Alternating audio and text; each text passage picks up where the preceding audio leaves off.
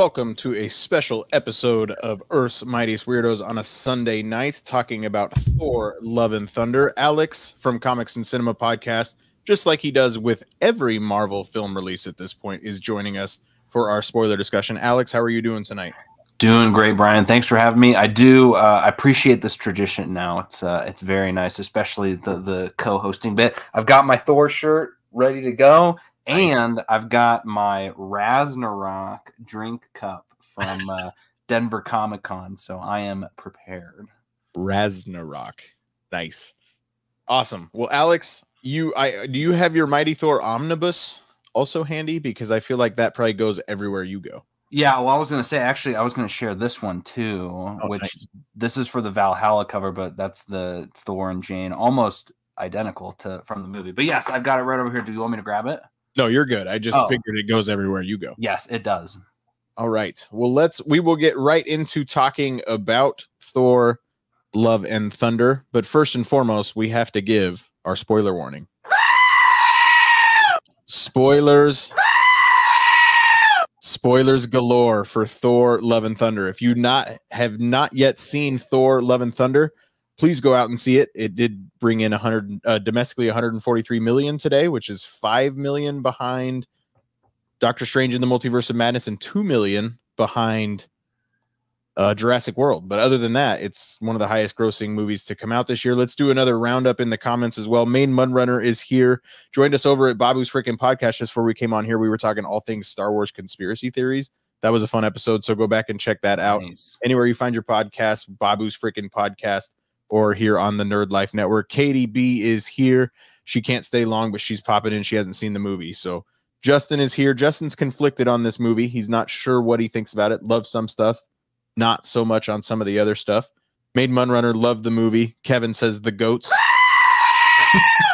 So we will get into everything Thor, Love and Thunder. But as is tradition here on Earth's Mightiest Weirdos, when we are discussing a film, we are on Earth's Mightiest Weirdos because we are MCU shills. We love the MCU. Does that mean we love everything? No. If you don't believe me, go back and listen to our spoiler review of Doctor Strange in the Multiverse of Madness. That movie is not my cup of tea. But Alex, do you like it? Do you love it? Or do you gotta have more of it when it comes to Thor, Love and Thunder? For this movie, I'm giving it the love it treatment. Not quite the gotta have it, because I feel like this movie is almost one of a kind in that sense, where I hope they don't make another movie similar to this, because this one was pushing it in all the best ways, but in some issue type ways, which we'll definitely get into. But I loved it. I am in the love it category as well. Okay. We can stick with the yeah, do I want Taika Waititi involved in the MCU? As long as he wants to be around, I want Taika involved. I do think, to what you said, Alex, I think they pushed a few boundaries, some of which really paid off and some of which maybe didn't. But let's take the low-hanging fruit, Alex, and compare this directly to the other Taika Waititi film in the MCU of Thor Ragnarok. I have said on multiple occasions over the last few days since I've seen the movie, I prefer Thor Ragnarok compared to Thor Love and Thunder, and I will go into those reasons why, but I'd love to hear where you stand on that topic as well. Yep, same as you. I watched Ragnarok again before seeing Love and Thunder, and in a weird way, it ruined my expectations. And I had worked so hard, because no spoilers for this movie, very little, right? We got a trailer like 2 or 3 months before the movie even came out. So I was flying high. And even with that trailer, I was still a little bummed we saw Jane, but I know we needed to.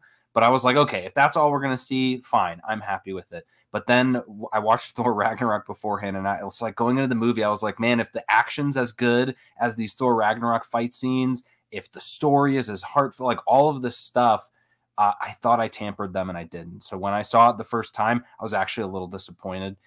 Seeing it a second time with those expectations now out the door, having seen it already, I liked it so much more on my second run, which honestly is like one of the best experiences, I think, is when you give a movie another chance and you turn out liking it even more, which I'm glad to say that I did. But like I said, Ragnarok is a special thing, and I don't even think Taika was trying to recreate Ragnarok, but it hits that point of like, we're going to compare it to Ragnarok, and when you do, it's not.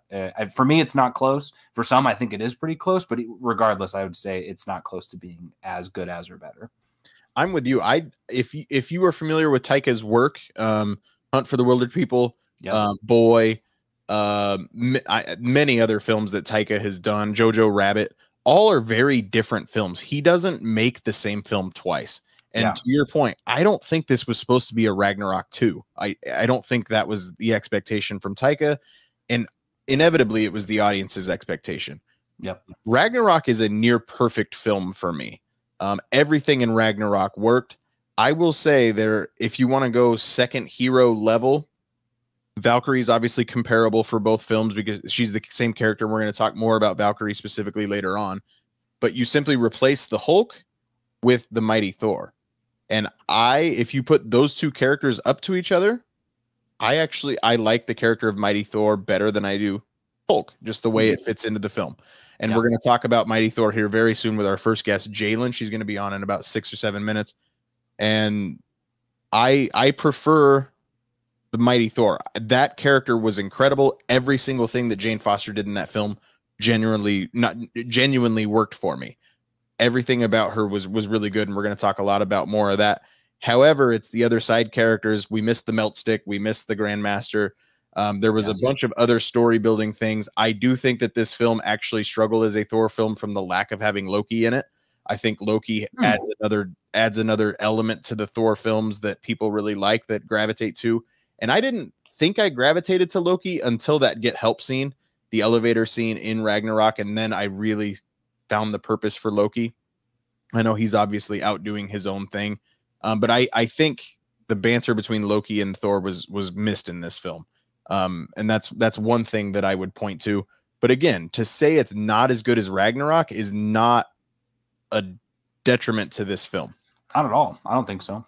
So, well, let's get into it, Alex. We are going to have everybody that joins us give us their Mount Rushmore of moments, so we don't have to do it every single time. I would love to hear your Mount Rushmore of moments within Thor: Love and Thunder. Yeah, absolutely. I'm gonna put it, since it's not technically a moment, I'm gonna say an honorable mention. The banter, I don't know if you would call it banter, of the hammers. I loved, of like everything with Stormbreaker and Mjolnir, them creeping up into the scenes. I thought that was fantastic. So I need to call that out. But scene wise, or favorite moments, and I'm just going to list them in order that they came through the movie. That first Thor fight, I loved that scene of even with, the music. I'm not a huge Guns N' Roses fan. I appreciate them. But like when the music came on, I couldn't help but I was like, oh, here we go. And in the second showing, a couple people even clapped when Thor, gets up on the rock and takes his thing off. And I was like, this, we're getting it. And then, just him wrecking shop, throwing Stormbreaker everywhere, blowing everything up. Like nothing was a challenge for him. I loved that. My second one is Mjolnir breaking apart. Real quick, with that first scene, when he stands up on the rock and he says, "This ends here and now." I didn't catch on that was his catchphrase until like I saw the second time through. I saw Star-Lord like quote it with him. Like, yep. Actually, Star-Lord actually cared for him, which we'll talk more about with Ryan when he joins us later. But anyway, I apologize. No, you're right there, and that's the thing too. Is this movie goes by so fast because it's so short. There's things that I didn't catch on until the second viewing, but it wasn't even that I didn't catch them. It's just my mind couldn't process them because everything goes so quick. Because there's even a bit later when he's talking with Jane on the boat and he says, "My friend told me," and I'm like, "You just called Star-Lord your friend." So the second one is Mjolnir breaking apart when Mighty Thor throws it the first time and it just shatters and kills like all those creatures. Awesome use of the hammer. I thought that was a really fresh take. Definitely leveled up the weapon. I thought that was so cool. The next one's at the end, the scene with Eternity. I love Eternity as a comic book. Any of those high-level, highbrow characters that we see a lot of in that last scene. But just the whole, everything that Gore says to Thor, everything Thor says to Gore about, I'm not spending my last moments talking with you. I'm going to spend them with the person that I love. Like, everything about that scene worked so well for me. I got super emotional on the second viewing. On the first viewing, I did not. I was like, I couldn't because it was too funny. And so it was one of kind of like we were talking about with pushing things. But then the final one, after a lot of thought, my final favorite scene was Jane going to Valhalla, because whether we call that her, this is this proves that she's not really dead. We're going to get to see her again. great. But if not, I think that's awesome too, because if a character died in the movie and at the very end of the movie we got to see a little snippet of them going to heaven, I think that's really cool. So for that to be Natalie Portman getting to do that, I was very pleased. We talked about it that night. I expected that when I knew we were going to Valhalla. It was she disintegrated into gold dust like Odin did. So it's like, okay, she's going to Valhalla. That's really cool. She's being treated like a god because she was. It's when she says pretty good for a human, and he says pretty good for a god. Yeah. So I expected for whatever reason Odin to be there. Maybe apologizing for how Odin treated her, but I mean, Heimdall made it so much better because she knows Heimdall. She loves Heimdall. Heimdall loves her. And I just genuinely did not expect to see it. But getting the line from Heimdall of "Thank you for looking after my son," loved it. Loved everything about it. We're going to talk about the other post-credit scene in my Mount Rushmore. Nice. My first one, again, I'm going to just go sequentially the way you talked about it. You talked about it specifically with the way the hammer kind of breaks apart and everything. For me, it's just the first action of Jane as Thor. Yes. Yeah. I wish they had done a little movie magic in the trailers and had changed the background or something, because the second we saw New Asgard at night, that is exactly what it's going to look like when Jane shows up for the very first time. I get why we had to see Jane in the trailer, like you said. It didn't make the moment mean any less, but I knew it was coming. The fact that Valkyrie and Jane have been hanging out together for a while also was really fun. And we're going to talk about that, especially when we talk about Valkyrie. My second one is everything on the Shadow Realm. Yeah, that's a great one. When it looks like they're going to be traveling into the planet, and then all of a sudden the goats crash into the tiny planet. Yep. The goats worked every single time. Amazingly enough, it never got old. But everything in the Shadow Realm, the way when Jane uses the hammer as a flashlight, and then there's just that little speck of color on her shoulder, really cool visually. Loved everything about that. The third one for me was him endowing the powers of Thor upon all of those kids. Yes. I think, and when you talked about the fighting in Ragnarok versus the fighting in this, I do think the fighting was on par. I just think there was a significant amount less of it in this film, because I think the fighting that we did get in this film worked really, really well. But the kid Thors, the little girl in the pink princess dress with her wand, and then cut the guy in half, laugh out loud funny, but also just a whole lot of fun. The fact that Axel is Heimdall's kid, I'm here for it. I'm all about that. And then for me, it's the first post-credit scene because of who was cast as Hercules. We talked about it many times on the show, Alex. We expected Hercules to be in this film. He actually was not introduced. We did get the name drop early on when Thor says that he's in Omnipotent City, that he's at least around. How is Zeus not dead? You had to put Zeus back in that post-credit scene for me to believe that he's not dead. Right. So it is what it is. But the fact that Brett Goldstein, Roy Kent from Ted Lasso, who Jim's going to come on with us later and talk about it, he was Jim's #1 casting for Wolverine, which I think would have been awesome too. But the fact that Roy Kent is now in the MCU and he's Hercules, it works so well for me. And the funniest thing I saw on Twitter was this is really not going to help those whole Brett Goldstein's just a CGI character. Oh, I know. No. So that's really not going to help. Noticeably absent from both of our Rushmores was Gore the God Butcher. So we're going to talk about him in 15 minutes with Maya from the Nerdy Girls After the Dark. But from the Nerdy Girls After Dark is our first guest, and that is Jalen. Jalen, welcome to the show.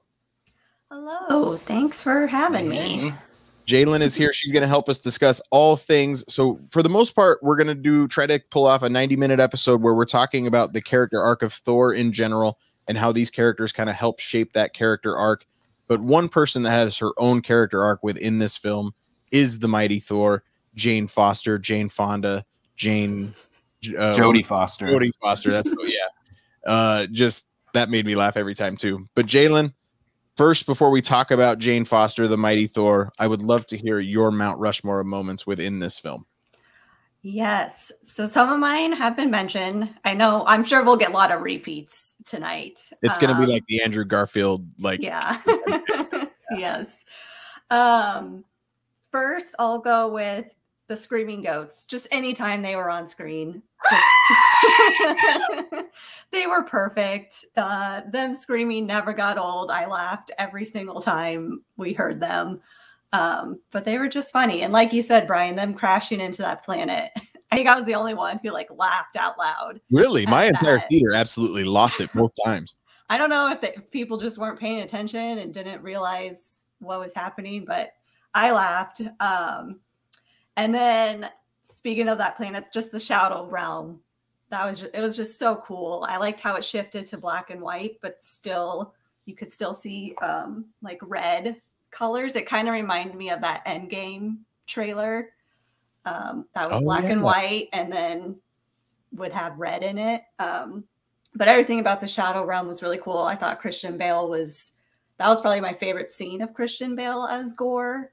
He was just so creepy. The visuals of him dragging the Necrosword with one hand and Stormbreaker with the other. That was a really cool shot. Yes. Yeah, so that was up there. The kid Thors, just that whole fight, hilarious. I loved it.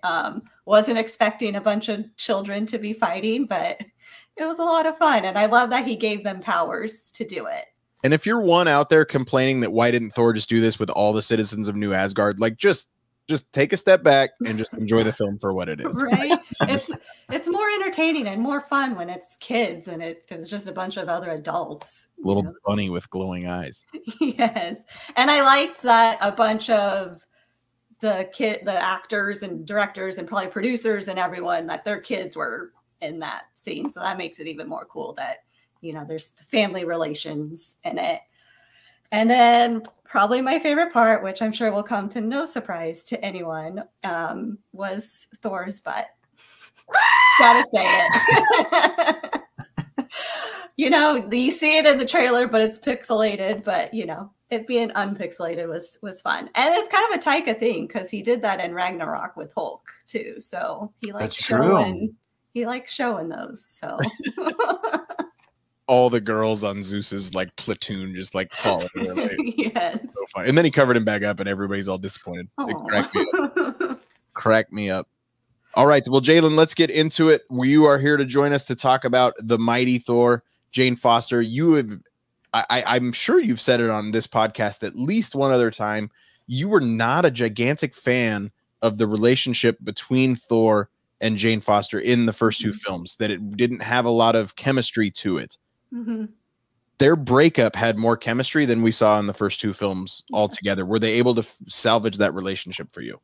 I think so. Not a big Jane Foster fan. I haven't watched Thor 1 or 2 since this movie, so I'm curious to see if watching Love and Thunder will change that for me. But yeah, just not a lot of chemistry between them. I didn't like the writing that they had, and it just seemed like Natalie Portman wasn't into it as much, which is shocking because she's with Chris Hemsworth. So like, why wouldn't you be into it?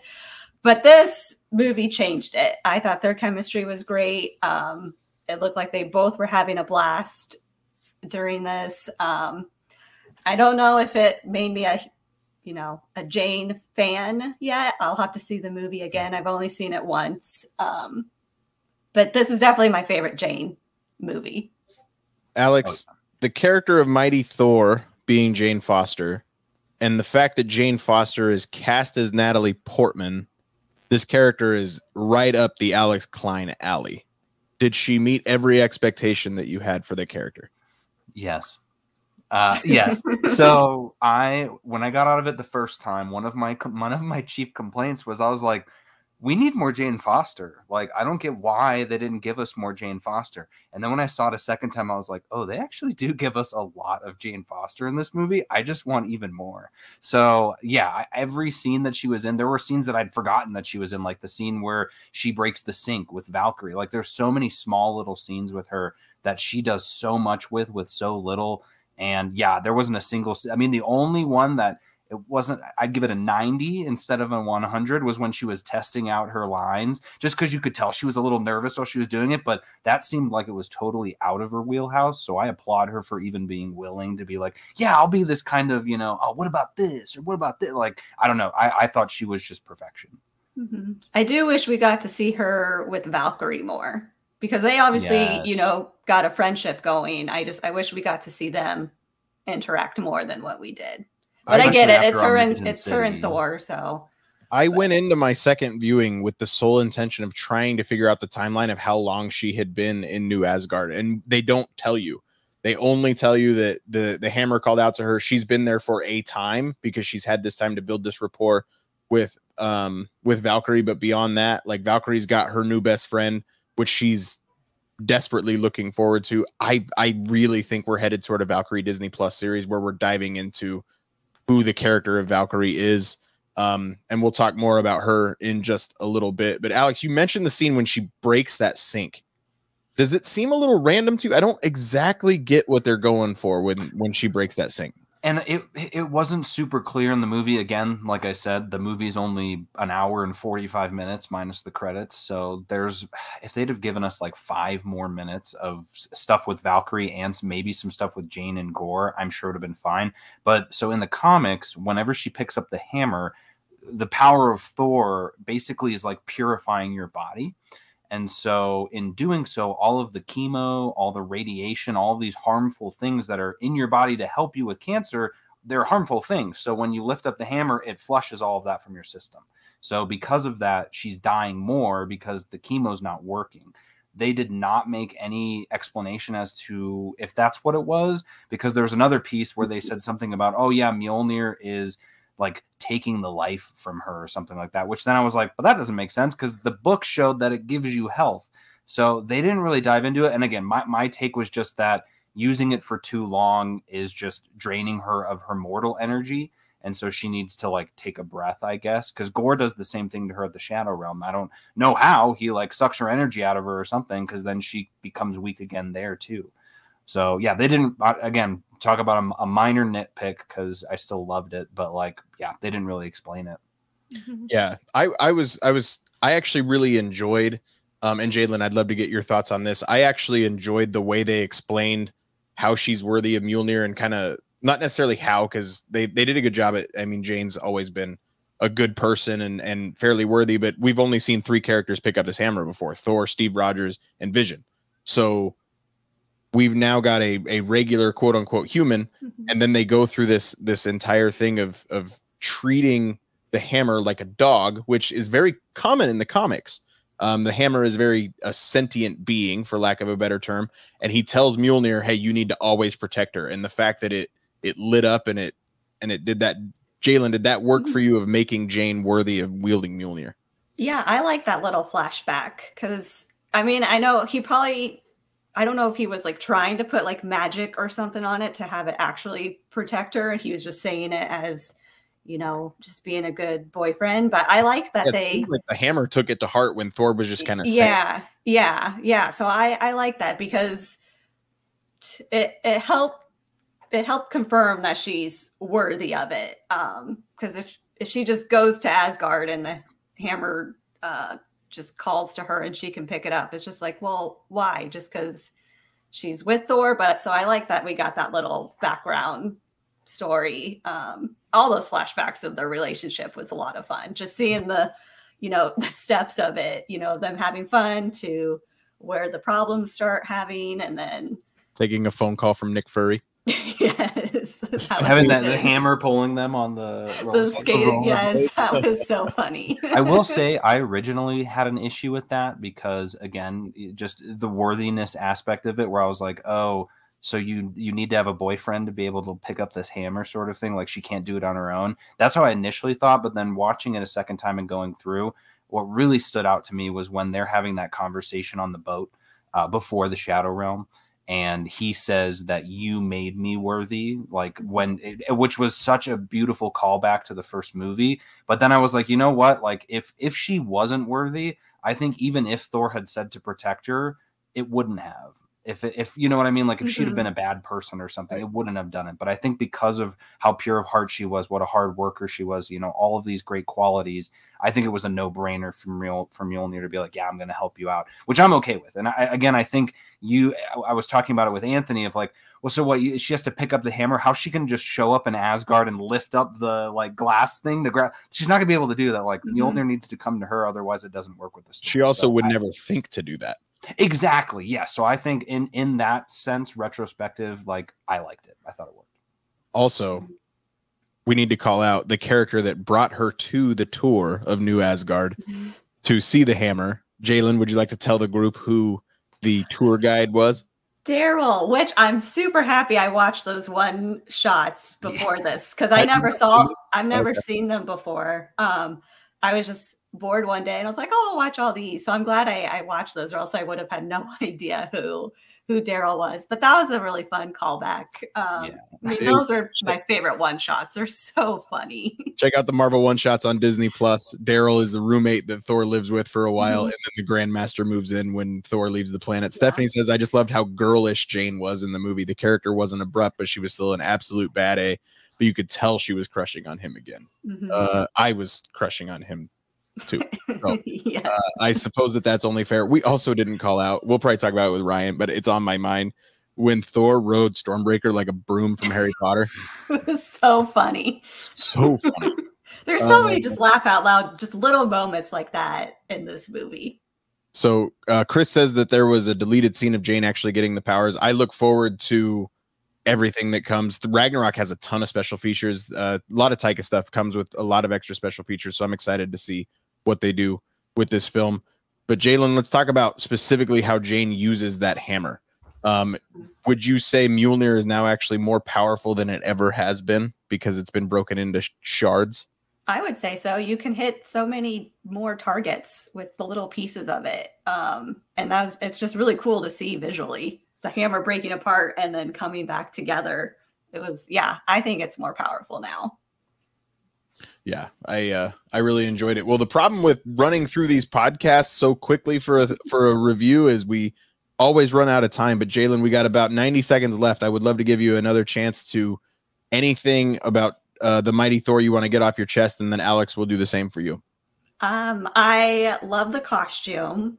I thought her costume was really cool. I didn't care for the helmet too much, so I'm glad we got to see her quite a bit without the helmet. Yeah, they didn't use it a ton. Yeah, but her costume, she looked great in it. I love how committed Natalie Portman was to getting in shape for this and playing Mighty Thor. And just how kind of goofy she was. You know, she wasn't super serious, and her trying out her catchphrases was a lot of fun. And I think probably one of my favorite moments of her was the battle at the end with her, Thor, and Gore, when she's like, you can call me Mighty Thor or Dr. Jane Foster. I thought that was super cool because they should just call her Dr. Jane Foster because that's a dope title too, to earn that. So, and thirdly, eat my hammer. Yes. All right, Alex, anything on the Mighty Thor you want to get off your chest? Yeah, the only thing is more of a regret than anything is what's the catchphrase that she whispered to Thor? Are we ever gonna know? And I love that she did that, and I hate that she did that because I gotta know. But yeah, you're right. And that last bit too reminded me a lot of when Thanos shows up in Infinity War and says, "Bring me Thanos." It sounded the same as when she was like, "Eat my hammer," and then smash. Oh, it was just perfect. Loved her. Awesome. Well, Jalen, thank you so much for joining us. We are going to stick with the Nerdy Girls After Dark. We'll bring Maya up before we get Jalen out of here. But Nerdy Girls After Dark every Thursday at 8:30. These two ladies are half of what the Nerdy Girls After Dark are. So, Jalen, thank you so much for joining us. Thank you. It was a lot of fun. Hi, Jalen. Thanks. See ya. All right. We're going to welcome to the show Maya from the Nerdy Girls After Dark and many other things. Maya, welcome to the show. Hey, y'all. What's Thanks up, for Maya? having me. I'm not sure we asked Jalen, so I kind of screwed up there. But Maya, we'll start with you. Do you like it? Do you love it? Or do you got to have more of this film? Gotta have more. I knew you'd say that. Enjoyed this movie.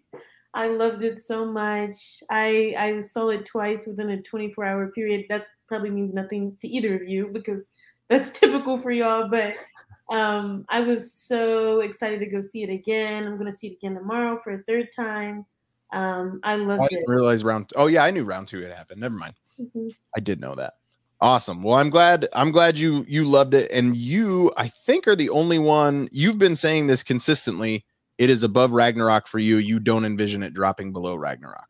Absolutely. I think this is running circles around Ragnarok for me. And maybe it's just because all the great female representation.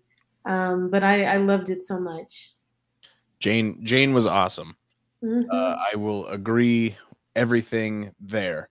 Well, you are here to join us to talk about Gore the God Butcher. Then you're going to leave for a little bit, and then you're going to come back and talk about Omnipotent City, because there's a lot in both of those that you really wanted to talk about. But before we get into Gore, Maya, I would love to hear your Mount Rushmore, your 4 favorite moments of this film. For sure.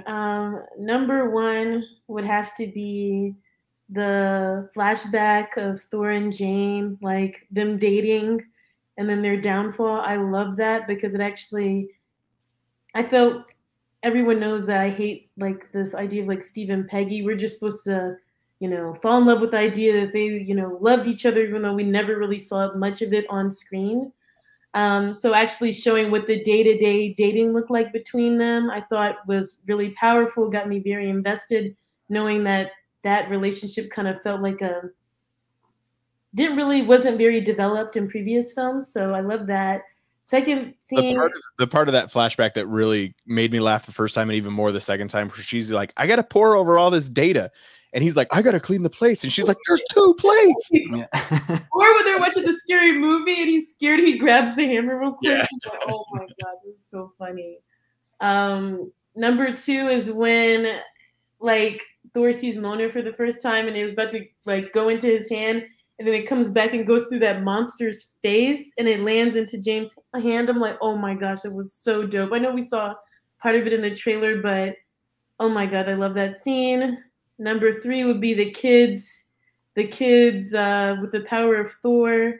That was phenomenal. And my last scene is when they kind of had like a Towerette type of boat adventure. And then they were seeing like the dolphins in the sky. And I just like take that whole visual scene was just so beautiful. And like just seeing like the rainbow, the goats. I'm like, oh, this is like if Magic School Bus mixed into like MCU epic. I loved it. So Yeah. those are my top 4. Awesome. Well, you're here to to talk about Gore. So let's start right from the beginning of the film. We get a cold open straight onto a cracked desert of Gore with his daughter, whom we've only come to know as My Love or Love, who is portrayed by Chris Hemsworth's actual daughter in this film. We meet Gore. Gore loses his daughter. He has all the faith in the world in Alex, do you know the name of the god? Rapu, it's like Rapu, I believe. Okay. He finally gets a chance to meet Rapu, who has the flower girls. Like that was really funny. But it really establishes that the gods do not care whatsoever about mankind. So Maya, I'm just gonna toss it to you right there. What did you make of this opening scene with Gore?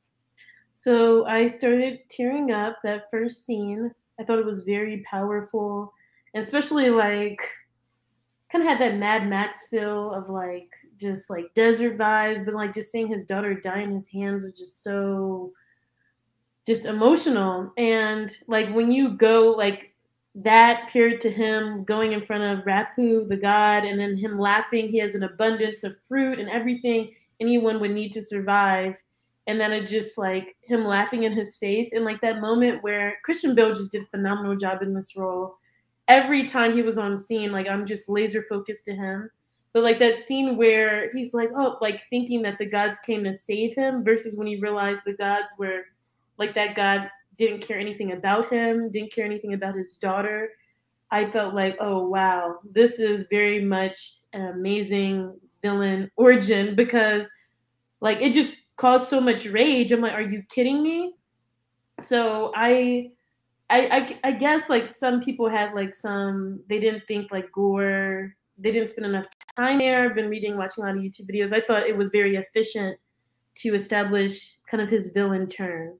I thought it was efficient as well. I was actually fine with the villain turn personally. I wish we had seen more God butching on screen, God butchering on screen. Real quick, I want to call out Stephanie says that Boomer, her husband, felt like the flashbacks of the dating mirrored some of the scenes in What If with the two of them together. That's an interesting call out. I don't often go to What If when making comparisons, but I probably need to.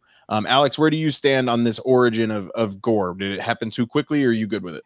No, I thought it was perfect. And for anyone out there who maybe was looking at that God and going, I feel like I saw him somewhere, I was doing the same thing. And that's because if you have seen another Taika Waititi film, What We Do in the Shadows, that is the third vampire of the group, Deacon.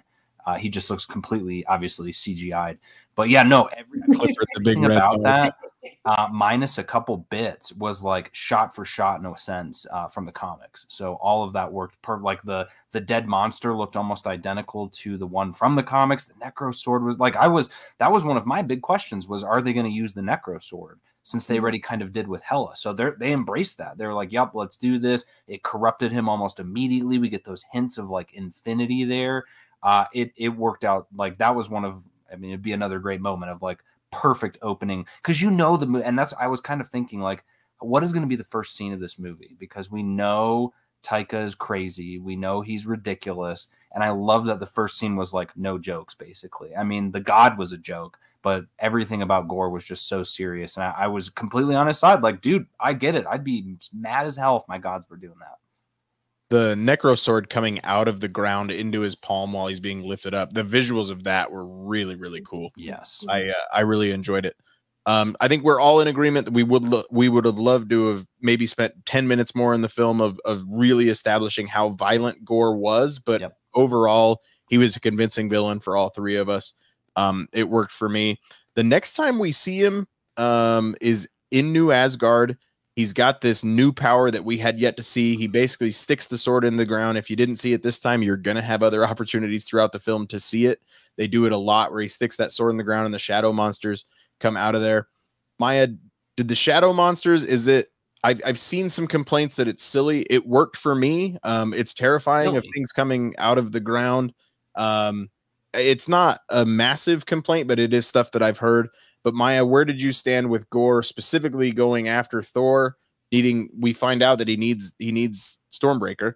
But in New Asgard, he's got a lot of powers to him. Did you like seeing those powers on display right there in New Asgard? Yeah, I really liked it. I thought the shadow monsters are great, and I think especially if you're like going against gods, I'm thinking of something a little bit, I guess, more had like the demonic-esque type of vibe and like monsters, shadows, darkness. Like I felt like it did a good job portraying that. I thought, and then even going back to like, oh, I wish people would. I totally get where people want to see him doing more god butchering, but I know like one of my other favorite villains is Killmonger, and we get that line from Shuri saying like, kind of giving a rundown, kind of how the Guardians, like, oh wow, he's killing all these different. It was like a quick shot of, highlights of him going to kill different gods. That worked with me because we didn't really see outside of like the people involved in Black Panther's story. Outside of that, we didn't see Killmonger doing a ton of killing. We saw like the little dots on his chest to represent that. So for me, it worked. But I thought that just seeing Gore have his own aesthetic was cool. Like, I know we're going to get to the planet and everything, but I just felt like his look is very unique. I mean, it kind of made me think of Arthur Harrow a little bit with like, stabbing something in the ground, monsters appearing, things like that. But I thought it was really great, especially when he captured the kids in that, like that cage essentially. And there's like a lot of, with him losing his daughter, I thought that was like a really powerful way of him going about seeking revenge. So I like that whole scene. I do like that. And we're going to talk about the end of Gore here in a minute. I think that the motivation for Gore being evil wasn't that his daughter died, but it was that they just simply didn't care whatsoever, and there was never any sense of that. So we're going to talk about that angle with his daughter here in a minute. But Alex, how about you? Where do you stand with Gore on New Asgard and kind of capturing the children and being kind of the MacGuffin of the whole story? Yeah, and you think about it too from that point. I felt that way when I saw all of the kills on the screen, and that was another instance. I don't know if you caught that of they definitely were not looking at that screen when they were filming, because Chris Pratt was just like, all right, let's take a look and see what kind of, how many distress calls, and the things like racking up to 1,500, and he was not freaking out at all.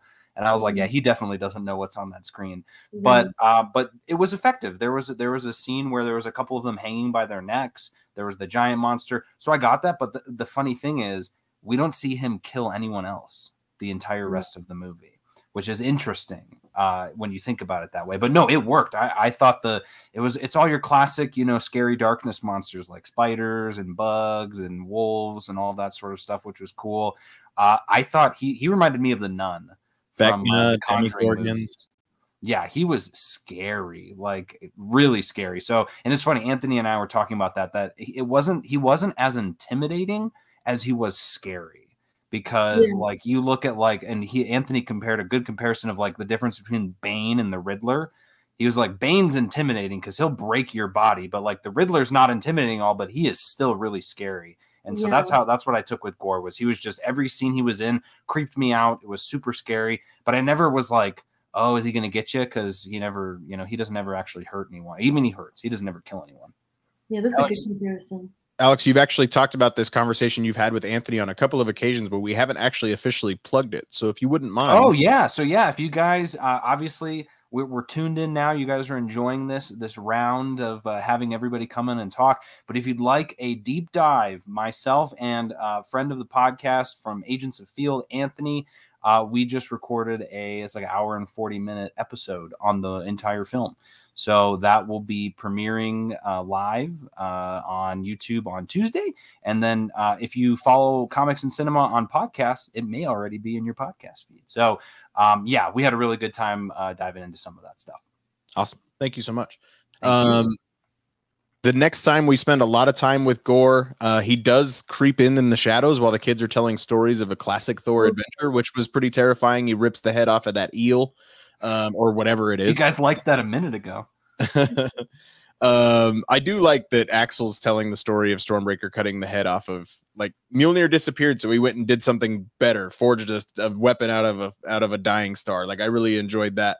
And we are nearing the end of our time here in just a minute, but we do we're going to push our timeline back just a little bit. Sarah is going to join us to talk about Valkyrie here in just a minute. But we are not quite done with Gore yet. We spent a lot of time on the Shadow Realm. I'm simply going to say Shadow Realm. Maya, go ahead.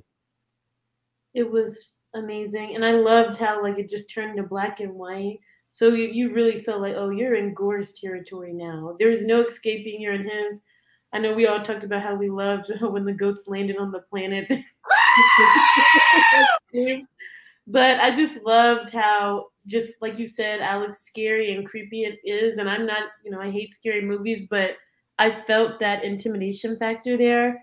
And even the dialogue that he has with Valkyrie, with Jane, with Thor, I think did a really good job at like kind of us just grounding us in his character in general. But I thought that scene was probably my favorite villain scenes of all time, like in the MCU for sure. I loved it.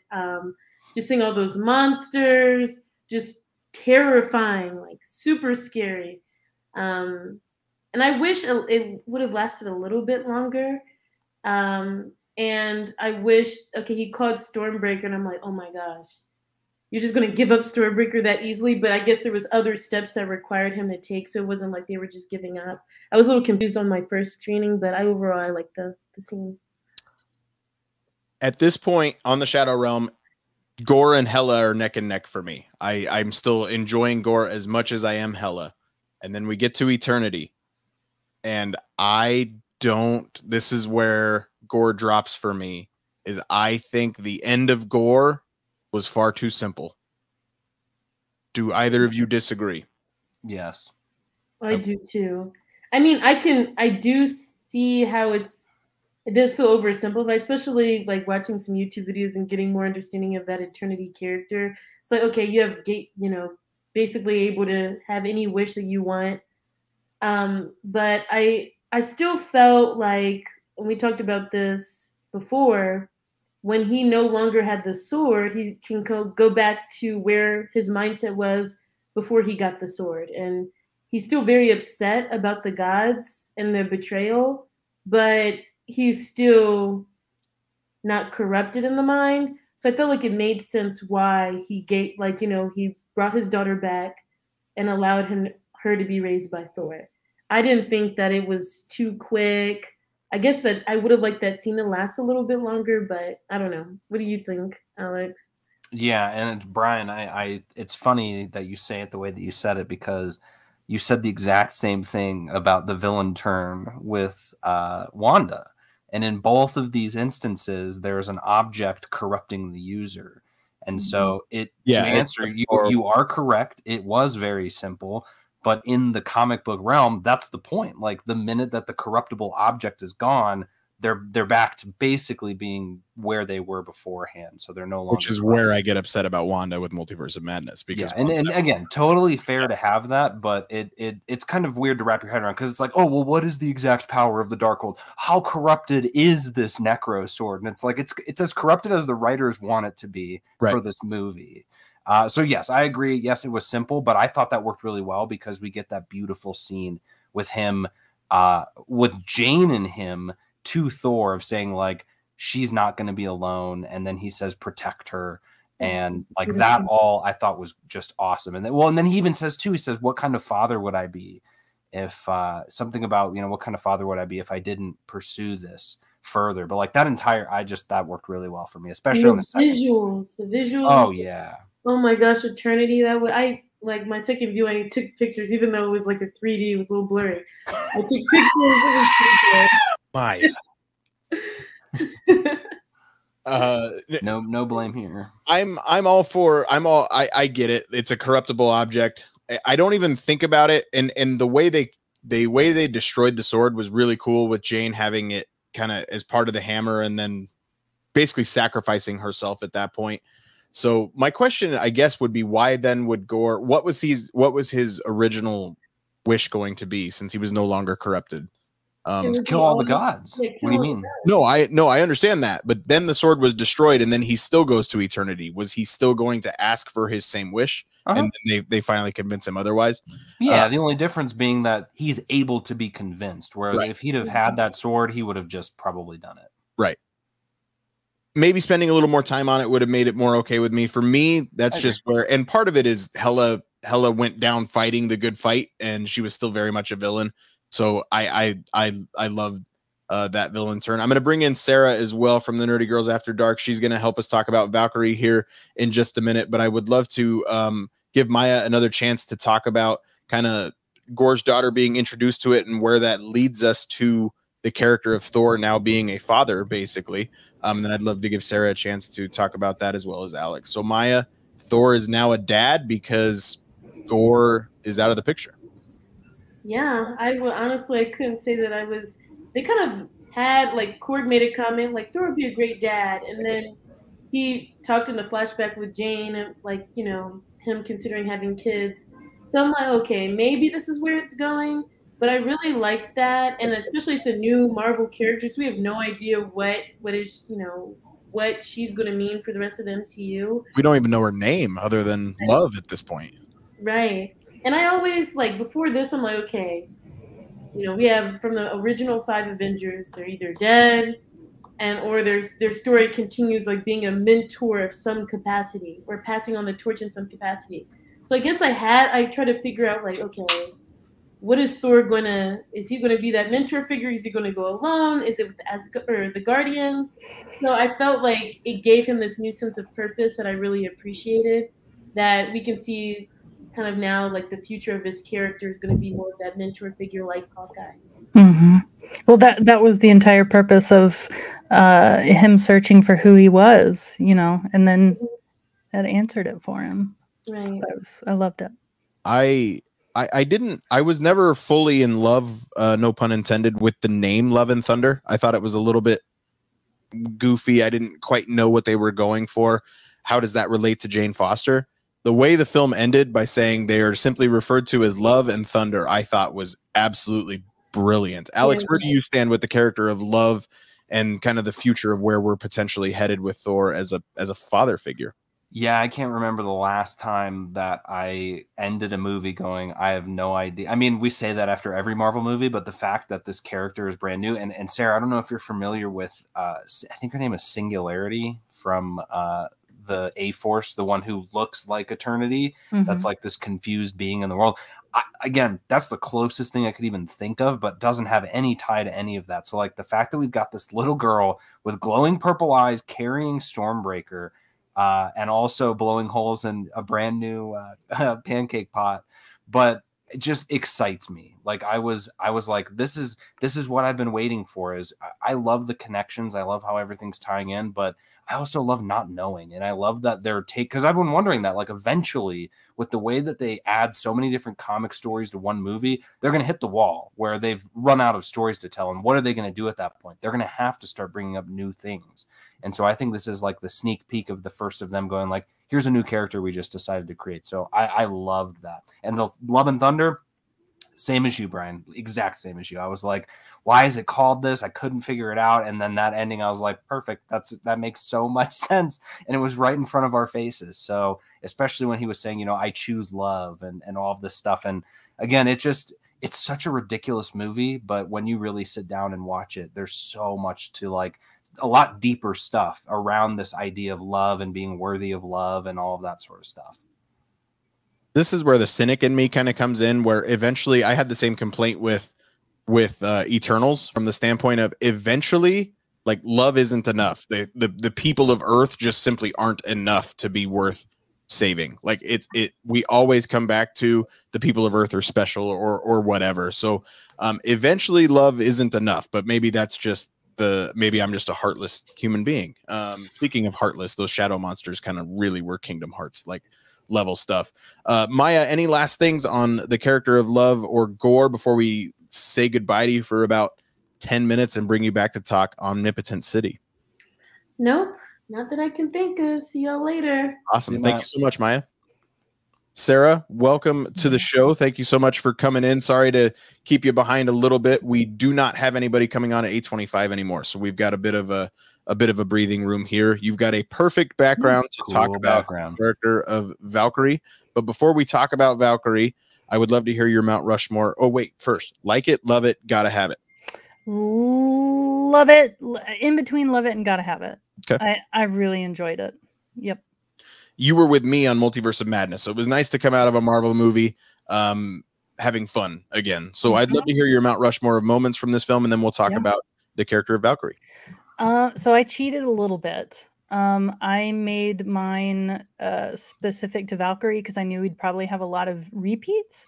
Perfect. Love that. So my first one, this is let's just go through them one by one then, if you wouldn't mind. We can kind of break down the character that way. Cool. Yes. So I'll just go chronologically. So you guys know that I'm a theater nerd. Valkyrie in the Phantom of the Opera sweatshirt while she's fighting the shadow creatures was amazing.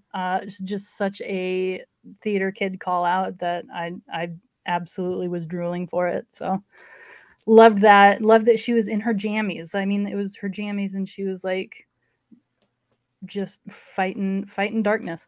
What did they name the Pegasus? I know it had a name. It's Aragorn. I don't know what in the comics is Aragorn. I don't know what it is in the MCU. They did drop the name. They did name drop it, and I didn't catch it at the time. But I didn't catch it either. Yeah, I'll have to. I guess we got to go back a third time.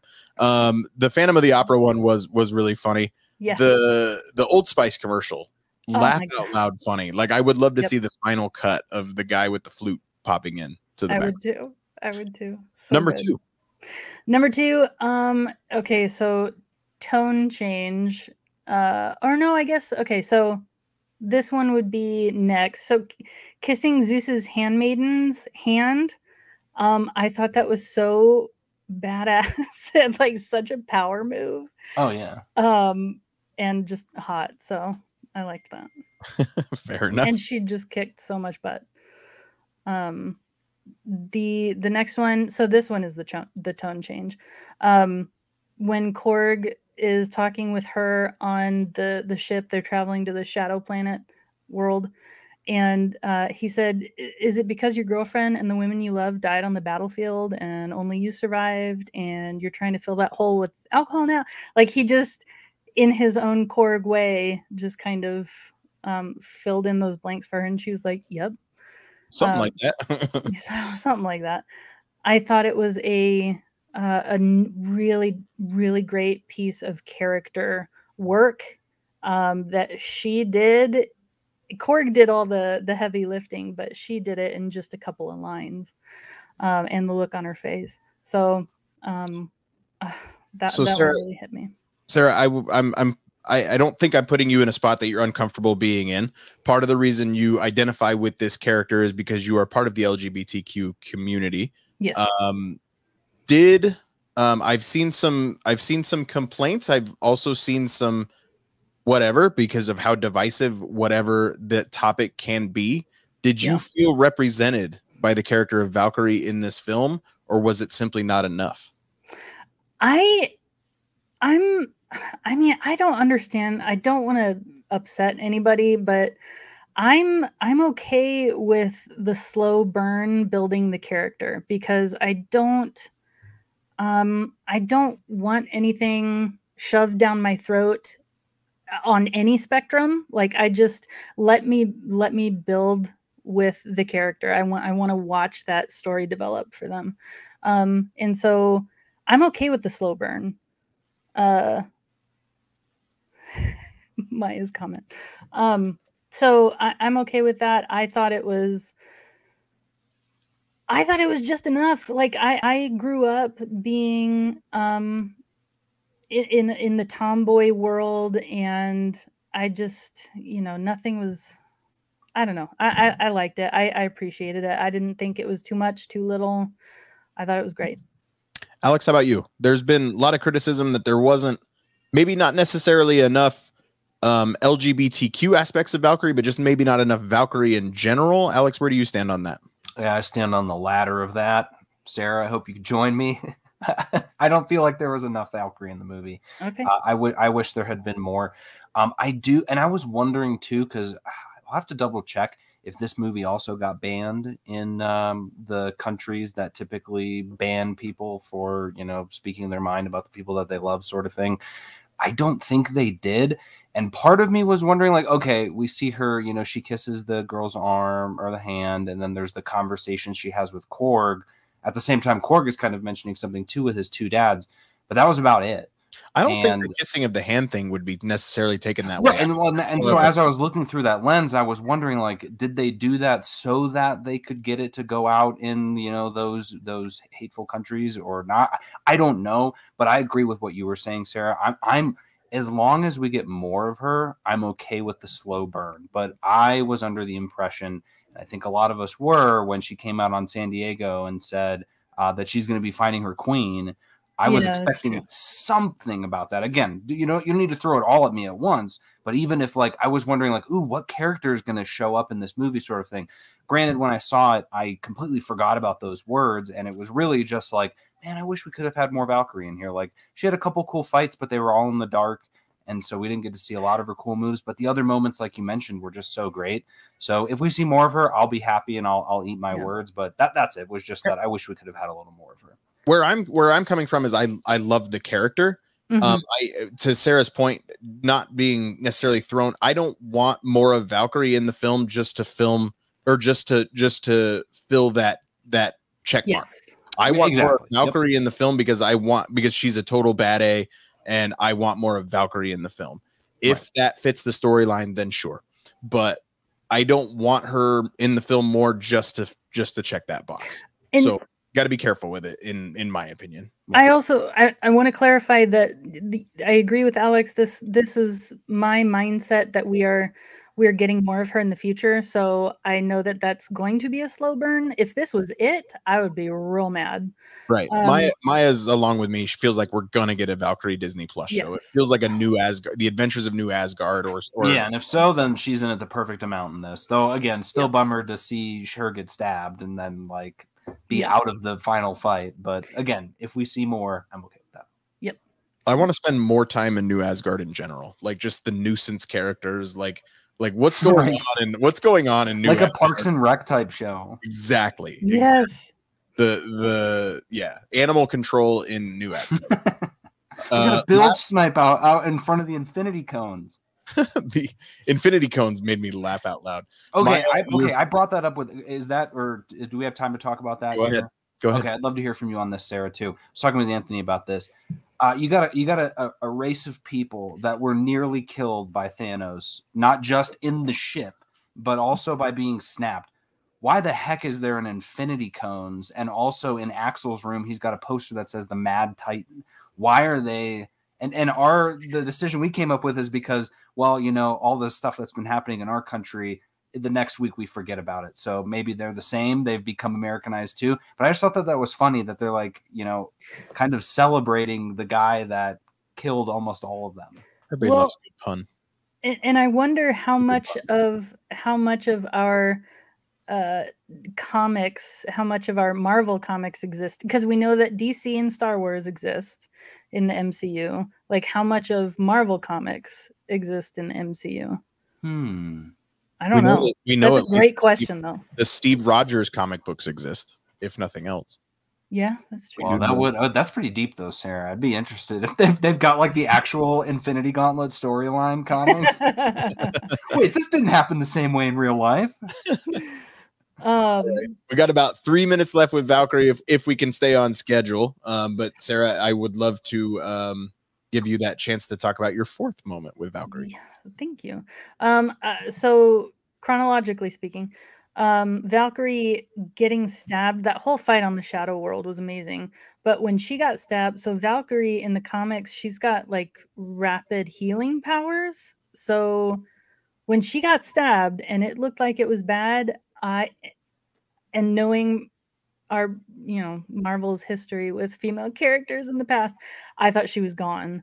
I was really scared. I'm glad she's not gone. But in the comics too, the mantle of Valkyrie gets passed down from woman to woman. So I was really afraid.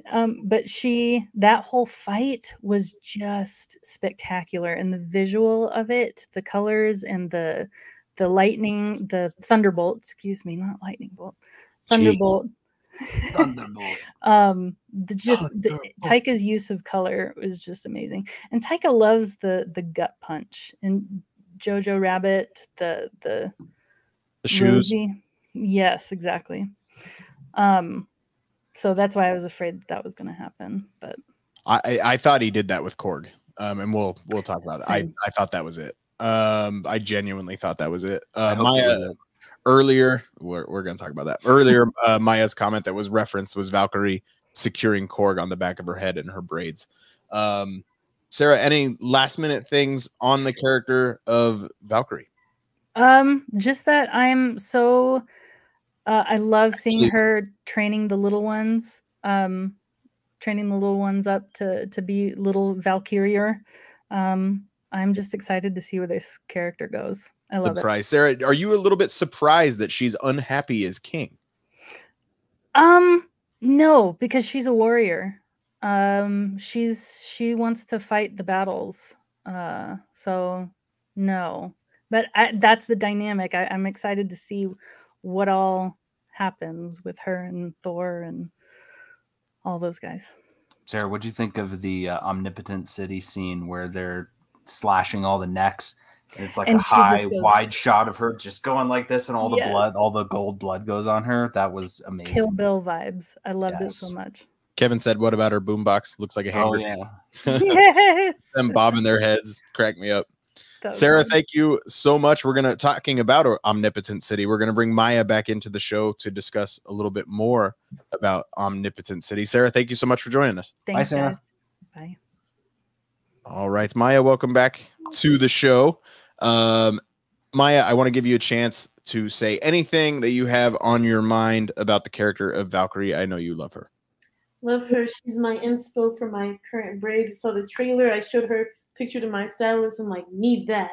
I loved her character. I watched the movie wanting more, but I just knowing that announcement from San Diego Comic-Con, and I'm like, okay, they probably made a completely different movie, and I would not be surprised if we're going to get like a larger story with her at the center.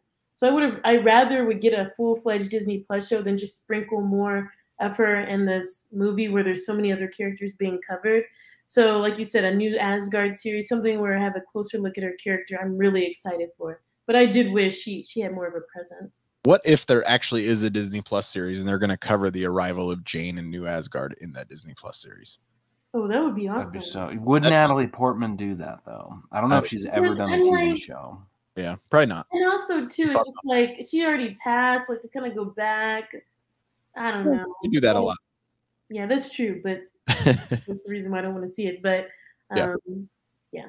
Well, let's talk about Omnipotent City. We got the name drop of Zeus very early on. Never meet your heroes. Zeus is kind of a scumbag. We're going to talk about that in just a little bit.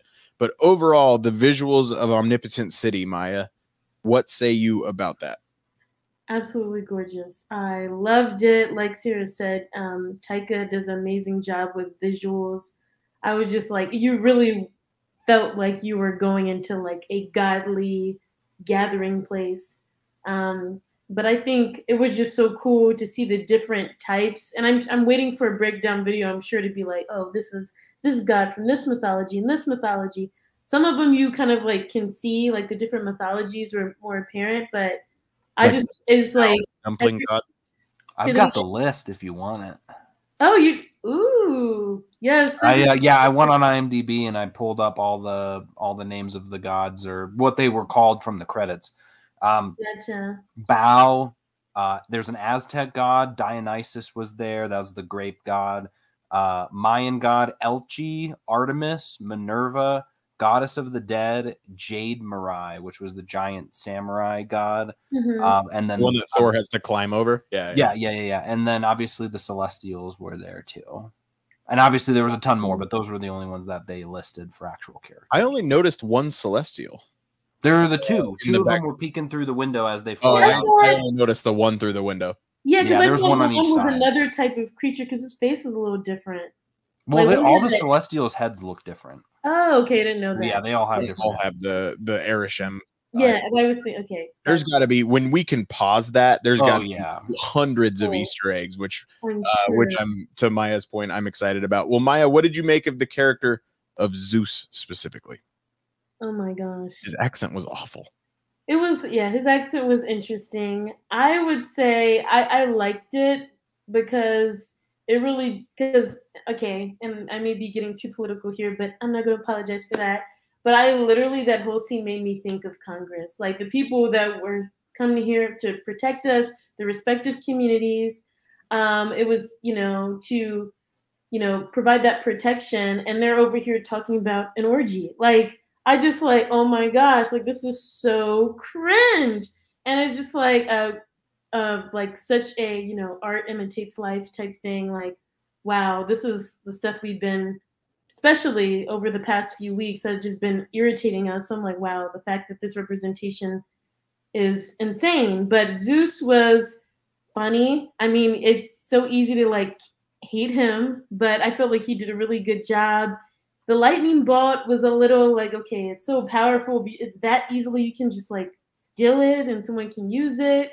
I really did think he was dead though. So that really caught me off guard to see him alive. But then again, in the back of my mind, is it that easy to kill a god?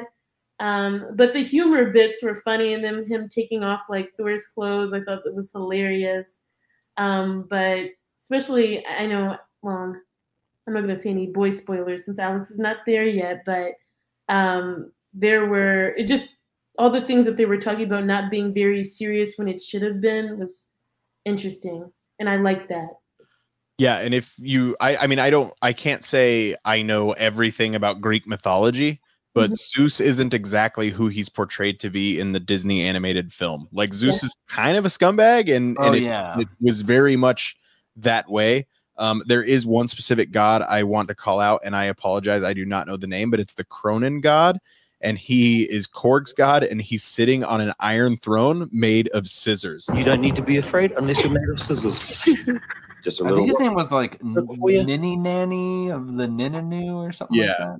The fact that he was a rock, paper, scissors joke sitting on a throne made of scissors, absolutely. Yeah, Kevin says Ninny Nani. So funny. Yeah, Ninny Nani.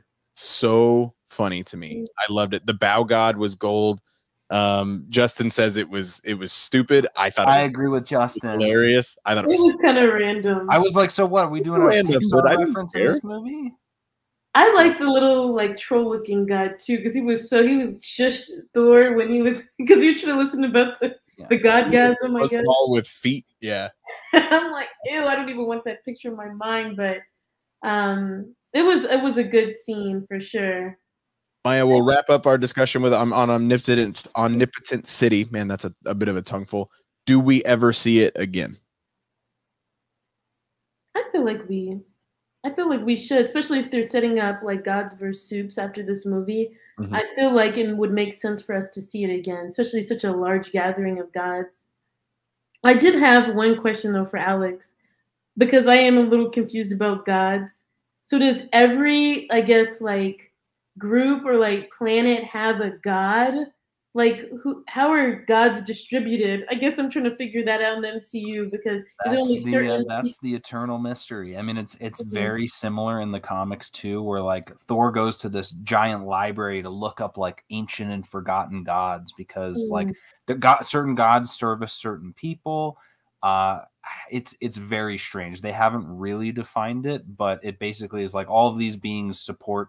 I mean, they even mention it too, which I was going to say. So it's also kind of eerily similar to when you're talking political with like the recent Supreme Court rulings of Zeus saying all gods are responsible for only their people, no more, no less, which is kind of that same thing of like the states can just handle it themselves versus it, which is interesting, right? It's like, okay, so how did these gods end up being for these specific people? Whatnot? We don't know yet. So I'll be curious to see if they choose to define that.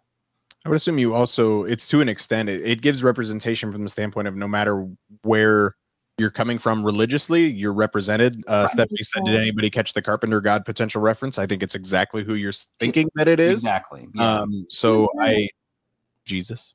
Oh wait, oh my God. Okay, I'm just not thinking. Okay. But yeah, so I mean, I think it's also hey, we're not saying anybody's wrong or anybody's right. Like exactly. Everything's represented and everything's like there. So we're going to talk one more Omnipotent City in the post-credit scene that I'm very excited. But Maya, all I will say, he's here, he's there, he's every freaking where. Hercules. Yeah, definitely scream when he came on screen. I'm really excited for that. Like I said, I was surprised because my only understanding of Hercules from the animated movie, and I'm like, oh, grouchy. I'm like, Greg Goldstein, I'm like, interesting, but I'm sure that he's gonna body the role. I'm excited to see him for sure. Absolutely. Maya, thank you so much for joining us. Thank you for having me. Bye, Maya. Bye. We're gonna bring in from Agents of Field podcast, Ryan. We're gonna jump all the way back to the beginning of the film where we are talking specifically, we're gonna talk about Korg as well and kind of New Asgard, but we're gonna talk about the Guardians as well with Ryan. Ryan loves Guardians, probably not as much as he should.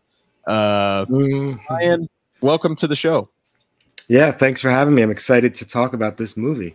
Sorry, we're getting to you just a few minutes behind schedule, but we're staying for the most part pretty on schedule. But Ryan, I'd love to give you a chance to talk about the whole film in general by giving us your Mount Rushmore of moments from the film. Yeah, so my first one that I'm going to mention is what you just talked about with Maya, the post-credit scenes of this movie. I mean, seeing Roy Kent in the MCU is unbelievable. We're so close to getting a full roster. We have Danny Rojas in Spider-Man No Way Home. We've got Roy Kent here. We just need a couple more, and we've got the whole team. Give me Sam. Give me Sam next. That's all I want. And then the second one with Valhalla was absolutely awesome. Coach Beard. Yeah, Coach Beard. Then my second one was just the whole introduction to the new iteration of New Asgard as it stands as a almost theme park in ways. Seeing the Old Spice commercial, seeing the businesswoman Meek opening the, being part of the ceremony with Valkyrie. Yeah, for Infinity Cones, that's right. And just seeing how the town has become like almost an amusement park. My third one would be Jane in the final battle after she leaves the hospital and turns to the mighty Thor one more time. I think that she was just, throughout the whole movie, she was badass, but in this scene especially, my favorite specific part of this was when she was like, if you can't say, my name is the mighty Thor, and if you can't say that, then it's Dr. Jane Foster, like showing that I'm more than just the mighty Thor. I'm also this like world-renowned scientist and doctor and just a badass woman apart from being the mighty Thor. There's two things on Jane that we haven't touched on yet that are on my brain right now that I want to talk about. First is when she explains Interstellar as being a very easy to understand movie. That was very the second was when you're talking about when she's in the hospital and Thor goes, somebody made a fridge without a door on it, but I fixed it. Okay, sorry, Ryan. Your fourth. My final one would just be the visuals and the conversation on the goat boat while they're on the way to the Shadow Realm. Those visuals are just probably my favorite in the entire MCU, up there with the astral plane and some of the stuff we saw in Doctor Strange with the multiverse, especially in the very beginning in the gap dimension and towards the end. So did someone say goat boat? But then the conversations they had too, whether it was the one between Thor and Jane or Korg and Valkyrie, both of those conversations were very, very deep, very emotional, and very character building. So I really enjoyed those. Our final guests are sitting in the waiting room. I want to apologize to them. We're going to get to you about 5 minutes late because Ryan was just able to join us. Ryan's got a fairly big topic of conversation. And the first one, surprisingly enough, was on his Rushmore, and that was of the town of New Asgard. Ryan, you talked a little bit about what stood out to you there, but it sounds like you would want to visit New Asgard. Oh, absolutely. Big theme park guy, whether it's, Six Flags, Disney, anywhere else. There's quite a few I haven't been to, but I love just going, and experiencing fun days out. So New Asgard just seems like it's an amazing place to visit. Marvel themed everything. Count me in. It seems like it's the Norway Asgard equivalent of Avengers Con from Miss Marvel. There you go. Kevin says Disneyland Tokyo. It's just Avengers Norway. Kevin says they use the volume from Star Wars The Mandalorian in some of this film. So I can see that now with that conversation on their way to the Shadow Realm probably being filmed in the volume. That would make sense with the space dolphins. Ryan, let's jump all the way back to the beginning of the film. You're not a massive Guardians of the Galaxy fan. Is what they did in this film, was it just simply the way of Thor was with them, so we had to have them just to get him away from them, or did you think they added anything of value to this film? I think that they did what the Guardians typically do. They add their comedy bits, and Star-Lord had a purpose for me in this one, and the only other purpose the team served was to get the goats to Thor and Korg. I just think that again, they were just, they were comedy. We had to get them separated from Thor somehow, and this is the way to do it. They helped him on the battle in the beginning of the movie, and that's kind of all they were there. I wouldn't be surprised if Guardians 3 picks up like immediately after they leave here, like we maybe even get like the opposite angle shot of them leaving the planet. So Thor giving the ship to Quill was funny to me. Alex, how about you? Did you feel like they were a necessary part of the story? Not so much. I was a little bit disappointed on how they couldn't seem to really hold their own without Thor. I know Gamora is important, but maybe not that important. Yeah, no, didn't. First time watching through, I was like, what's the point? Obviously, we know what the point is. They were there with him at the end of Endgame. But even on the second time too, I was like, there's no point. But what I realized was it's total comic books though. Like in the comic books, you'd have a panel or two where Spider-Man shows up and he says some quip and then you don't see him again. And yeah, completely pointless, but they're still reminding you like, hey, at least the way that I had pointed it out is hey, we're Marvel. We can get all 9 of these highly paid actors to just show up and do 5 minutes of work to make this through line to connect this giant universe. So in that wide macro sense, it made total sense. But yeah, in a small sense, no, not at all. I felt Except that for way Star-Lord, because until he references the conversation with Star-Lord. I want to yeah, that part needed to happen because that's his driving force. absolutely. But yeah, I mean, like, the Groot joke didn't work for me. The Kraglin thing was like, okay, whatever. I mean, it was funny, but the funniest thing for me was when, and Anthony and I were laughing about it, of Nebula being like, I'm going to put it down when they've got the goat on the ship. That whole goat on the ship bit was hilarious. And then Mantis comes in and she's like, yeah, me too. Yeah, me too. And grabs a good, yep. So yeah, that, like I said, it was good to see a couple of our old friends again, but they didn't need to be there. But also they kind of did because that's where it was at the end of Endgame. So I'm happy with what we got. You told the story of Thor getting back in shape in about 2 minutes. If you had also told the story that the Guardians just dropped him off somewhere, then sure. But if the explanation is, especially with Guardians 3, if they're going to save the galaxy because of whatever Gore's doing, like at least that's where the starting point is, then it kind of needs to be there. But I don't know. Like, I love the Guardians, so I will never say no to the Guardians.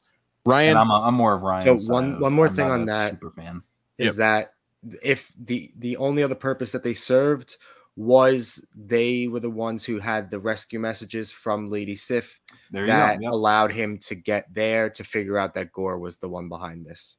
Yeah, they're a plot device, which is fine. Again, that's the whole point of it. It's a comic book movie. I don't know. I love the Guardians, so I will take them at any point I can get them. But I do think that conversation of Quill of all people telling Thor, hey, you really don't know who you are right now. You got to figure it out. Actually served a pretty important purpose. And Thor coming to Jane of, I want to feel crappy about you. Like, so I think that was a really important conversation. And I actually really, really enjoyed it. But Ryan, you and I feel a little bit ganged up on a little bit when it comes to the character of Korg. First and foremost, most people didn't get the joke, so we already explained the rock, paper, scissors joke with the Iron Throne of Scissors. Ryan, can you tell us the name of the man rock that ends up with Korg to make a baby at the end? You talking about Dwayne the Korg Johnson? You ruined it. It's Dwayne the Rock. Oh, come on. I got it. It's the same thing. I know. Dwayne. I didn't get it when I was watching it, though. You guys clued me into that. I was like, man, that's a lot of jokes in this. A couple that went over my head. But anything that involves Korg never went over my head. So, Alex, we will give you a chance to spit vile against Korg. Ryan, you and I are here for Korg for life. What did you like about Korg in this film? And did you think that he was actually a goner for a minute there? Oh, I absolutely did.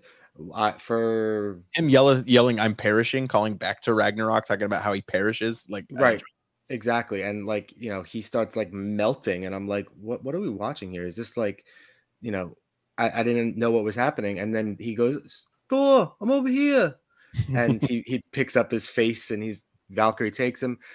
I did not expect of a Cronin that's alive is his mouth. I did not expect him to honestly come back to life after that and rebuild himself. I really thought that he was just kind of going to be, you know, one of those things they just take from place to place, almost like the tiki heads that you have on the wall that, you know, like for decoration. It was just going to be a Korg head, and it was just going to be for decoration and for moral advice. When he needs him, he'll go to the new Asgard City Hall, something like that. But Alex, Korg works for the two of us. I would like you to give you the chance to speak for what is a wider audience. I don't know if it's a majority. I don't know what it is. There's just something about Korg that isn't terribly funny to me. I think 20%, 30% of his jokes hit. Most of the time it's more eye rolls. And I don't know. I guess it's just his brand of humor, I suppose, and the fact that it's like, oh, Taika is getting all of this screen time in this movie that's not really about him. And so there's some bits and pieces of it, but it's like I'm stupid, but it's funny because I am, but I'm not really that stupid. I don't know. I don't know what the vibe is that Korg gives off that it just doesn't do it for me. But so like when he died, I was shocked. I was like, oh, whoa, okay. But then when they're like, you know, hey, go throw him over here, I was like, oh, okay, yeah, of course they wouldn't kill him because everybody loves him. So no, I fully understand that I'm in the minority of that. Again, no complaints. He was a badass when he showed up and, you know, was fighting everybody there. But then like, oh, you didn't say go. It was like, yeah, but you saw everybody get up, dude. Come on. Like it's the same humor that I struggle with Drax sometimes.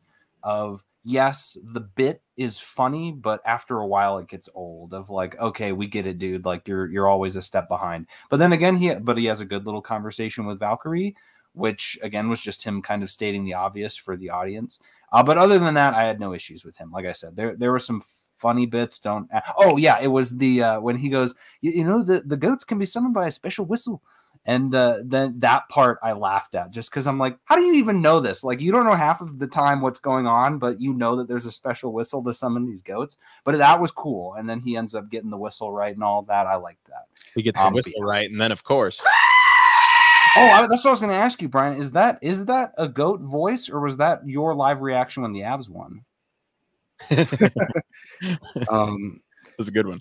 The Korg bit that made me laugh was definitely, you know, when they're having two serious conversations, Thor and Jane and Valkyrie and Korg, and then he's, you know, he tells Valkyrie about how his two dads had him, and then he's like, do you think Thor and Jane will hold hands over a volcano and have little Thor babies? I was like, he just doesn't get it. That's kind of what Alex is saying. He's like kind of clueless as to how the world works, but also like, I genuinely didn't get it, Alex, until you compared him to Drax, and I'm like, I kind of am that way with Drax. So I guess I can see what you're saying. Stephanie with another what if call out saying Scott Lang's head in a jar. Meek with the dry erase. That is legitimately annoying. I thought it was somebody in my theater. Stephanie says, "What did you think of the character in Lightyear?" I thought it was completely wasted. I didn't love Lightyear though, so I haven't seen it. Yeah, I know Alex didn't go. Ryan, did you ever go? I did, and I really enjoyed it. All right. Good. Nice. Well, Ryan, any last minute thoughts before we bring in Kevin and Jim to help us talk about Roy Kent and the music in the film? Yeah. One other thing was that when you were talking with Sarah about the Valkyrie finding her queen, if we do get a Valkyrie Disney Plus show, I mean, this is tinfoil hat. Like, if anybody hates this, I apologize 100%. It's like Gore showing up in Moon Knight tinfoil hat. Darcy. Really? She could potentially come to a funeral for Jane, and they meet there.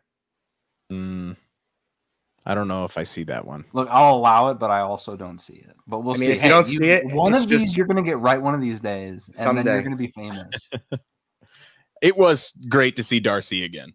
That was great. That was great. So, all right. Thank you so much for having me. Ryan, thank you so much. See you, bro. Yeah. Bye. See you, man. All right. We are going to bring in Kevin and Jim. Kevin just sent a message to kick Ryan out. I'm going to remove Kevin for just a minute. Teach him. We're going to get Jim's first reactions to the film first. Jim, do you like it? Do you love it? Or do you got to have more of this film? I'm going to say love it, because got to have it is a lot. As much as I do appreciate the Stone Cold Creamery reference, I liked it. I'm listening to your conversation with Ryan. As a giant wrestling fan of the 90s, I did not get the Dwayne joke, and I feel horrible. I thought it was cool to name. I was like, oh yeah, that's right. But I loved it, honestly. It cracked me up. I like Taika stuff anyway. What we do in the shadows, our flag means death. I get that stuff anyway. So I'm like, yeah, this is great. Do I understand where people were coming from with the jokes were a bit too much? I totally do. Because, after hearing the 8th goat scream, okay, maybe I can see it. But smashing into a giant rock, that got a huge pop for me, honestly. I was like, that was really funny. But yeah, I thought it was really good, and this is part of my performance, part of my Rushmore. I thought the performances were great. Christian Bale took what little, in my opinion, material he had and ran 10 miles with it. Kevin, how about you? Loved it. On the cusp of gotta have more of it. Which I I mean, going only with the 3, that was, I said that for Doctor Strange, but Doctor Strange, I was on the other end of, on the cusp of liking come on, it. Kevin. I was barely on the cusp of liking Doctor. Yeah, I know. You were lactose intolerant, as you said. Yeah, that's right. Yeah. Yeah, no, I'm pretty much echoing everything Jim said. I really enjoyed the ride of this movie. Like Brian, we were talking afterwards, after we both got out of our first showings. I agreed with you. I think I liked Ragnarok as a film overall more, but there was just so many parts of this that are just so good and just so enjoyable that I was really glad that we have this as a film. All right, Jim, do you have a Mount Rushmore of moments from the film? Your 4 favorite moments? I do. Like I mentioned a few minutes ago, performances. I'm just kind of condensing that onto one. Bale was great. This is probably some of the best Chris and Natalie stuff we've had in a long time. And it was great to see them and, you know, how they performed well with each other. Also, a little side note, Chris Hemsworth is a fantastic comedic actor who can go from comedic to drama just like that. Also, one thing about the performances, the woman on a wolf with a wolf that was a woman was Chris Hemsworth. Like, they got all their family in on this film. I thought that was a lot of fun. And that part was really cool, Chris honestly. Hemsworth's wife, yeah. Bale, Natalie, all their kids were in, so that's really awesome. Kind of going back to what I think it was Ryan who said, New Asgard should totally be part of the Alaska branch of the Disney cruise. There you go. Yes. I mean, honestly, because I was thinking, it's like, oh, that'd be really cool. But I'm like, yeah, like you could do it. Like it would actually work backdrop wise. Stop in Sitka. Yeah, Sitka, Alaska. That would work. That would actually be really cool. Third one is the Jean-Claude Van Damme split. I am of an age where Bloodsport and those type of movies are cinematic treasures, and I totally got that. That was fantastic. And we'll tip on this here in a second. The music, like, as much as I liked some of the stuff in the past Guardians films with the needle drops, I think these needle drops were better. Wow, high praise. Kevin, how about you? Mount Rushmore moments. First one was, of course, the goats. Kevin pauses to wait for the goat, but he knew it was coming. I knew it was coming. It never got old. It never got old. And as you've been saying throughout the night, when they hit the planet, that was like the epitome of that joke, and it was just hilarious. I saw the film for a second time today, and I knew it was coming, and there were, I think, people seeing it for the first time, and they all laughed in the theater with us. So it was great. I love them. Second, I was going to say all the, I guess, quote unquote cameos that we got. So like seeing Darcy again was really great. Seeing Selvig, even he was there for like 10 seconds, that was really great. Just to tie in those characters that were around Jane in those first 2 movies, and just have them back. And going off with that, she's not being abandoned in her most time of need. That's true. Yeah. Really where that really, especially Darcy being the only one that knew. I thought that was really cool. Yeah, but on that too, I wish they had somehow said Darcy was with Sword, or if she referenced, oh, I did this thing in New Jersey, or a little line from her of just like whatever. It just kind of sounds like she's in the lab with Jane, which we also kind of knew from from WandaVision that she became her own astrophysicist in her own right too, I think, if I remember correctly. Yep. But so them, like seeing Daryl from the Team Thor films was great, and then like you just mentioned, Brian, all the family members. So Chris Hemsworth Sif too. Sif, Chris Hemsworth's actual wife is the Wolf Woman, and all that stuff. So I enjoyed just seeing all these little cameos that they weren't overt, but like not knowing them going in was a great surprise. Like on the first viewing, like when Darcy showed up, I was like, oh my God, Darcy's in this. Like that's really great. So I really wanted her to see Mjolnir, so she would say there's Mew Mew, because that's still one of my favorite line and everything in the MCU.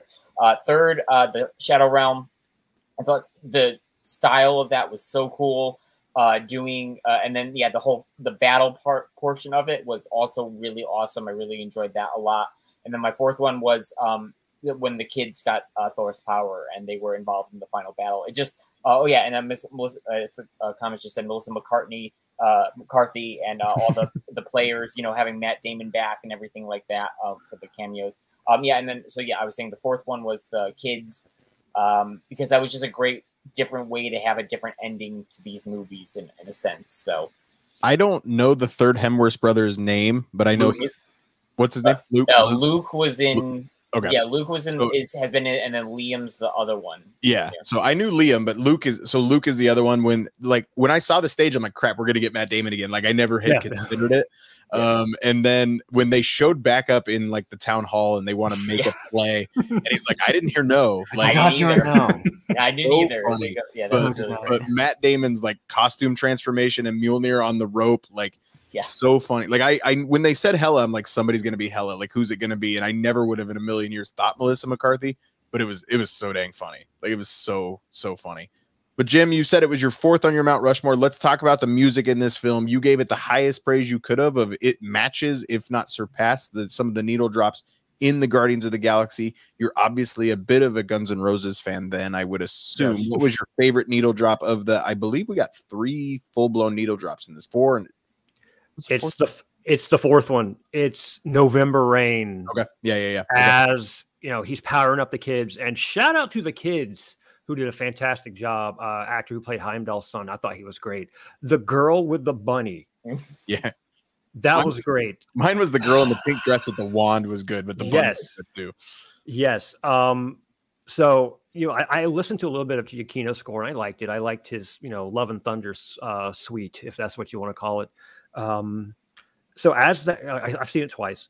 So on the second viewing, you know, it just hit a little bit more. But I remembered in the first one, I was like, okay, I hear the score, and then I hear the slight kind of little, and my brain automatically kicked in. Considering some of the other GNR stuff I heard, was like, oh my god, they're about to do November Rain, like right before Slash's solo, and that was so great. I even love, you know, Paradise City. I would like a little bit more of that, but I get it. You're going to New Asgard. It's supposed to be kind of new paradise for them, so I get it. Sweet Child of Mine, you know, classic song, and Welcome to the Jungle. You know, shout out to Craig Kimball and the Braves in the early in the 2010s for his walk entrance music. But yeah, I thought the music was great. I can't believe I heard Dio in a Marvel movie, because technically the credits count. Hearing Rainbow in the Dark, like I was excited I was for November Rain. I'm like, oh my god, Ronnie James Dio is in a Disney movie. and I believe today's his birthday too, so shout out to him. And even though he passed away a few years ago, but yeah, like, oh god, like it's so 80. And obviously look at the font and look at the credits, you know, that definite kind of like 80s metal font, and it was just so well done music wise. How about that Marvel Studios intro with the guitar? That was pretty cool. The acoustic like Avengers, yeah.